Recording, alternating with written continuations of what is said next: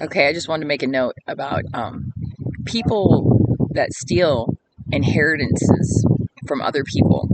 Okay, they are essentially stealing from the dead, from the deceased, which is disrespecting the deceased.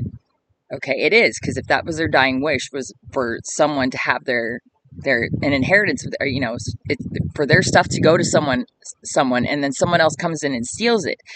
That is completely disrespectful and dishonoring and to that deceased loved one, especially if the person that was stolen from employs or partners with their ancestors, especially the ones that were deceased and that got stolen from as well, besides the one that's living. I mean, this applies to anyone whose inheritance was stolen. They're going up against an army, and just, I mean, but what do you think God's going to do with whose side do you think God's going to take, and who do you think he's going to employ his armies with, of his legions of armies of angels and all that kind of stuff? Who do you think they're going to side by? They're going to side by the ones that were disrespected and dishonored.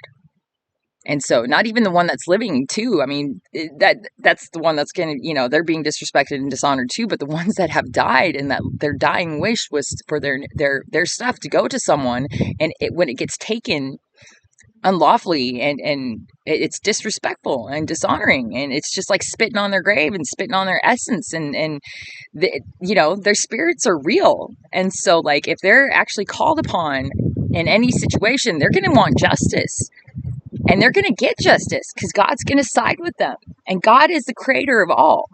And so it doesn't matter how or when or what, when, why, whatever.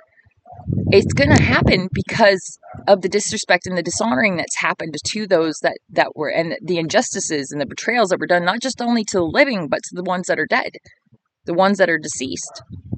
They're being dishonored, and they're being injustice, and they're being betrayed, and they're not going to be okay with that. And so God's not going to be okay with that. They're going to go to God and be like, hey, this isn't okay. This is not how I wanted this, and this is what happened. And then, so I want justice in this situation, especially when the one that's living calls in justice with those ancestors and with those deceased loved ones.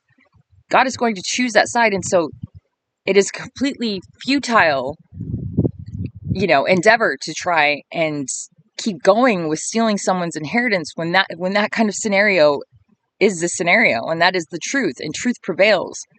So, just something to take into consideration for anyone that steals inheritances. Like, you're dishonoring and disrespecting the dead, and that's just something you don't want to do, because like I said, that's God land, that's in creator land, that's in God creator source land, that's in the divine's land. You don't want to be messing with that. And the longer you go on trying to keep up a charade to that extent, the only damage you're doing is to yourself, like, not anyone else. So, yeah.